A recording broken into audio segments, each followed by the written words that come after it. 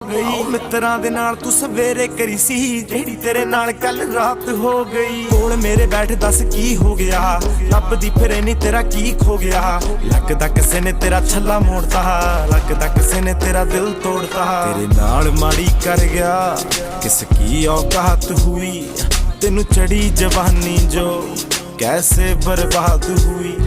आओ पास में तो बैठो बोलो क्या बात हुई, या बोल नहीं सकते जो आपके साथ हुई। शायद तेनू दिल साफ वाले मिल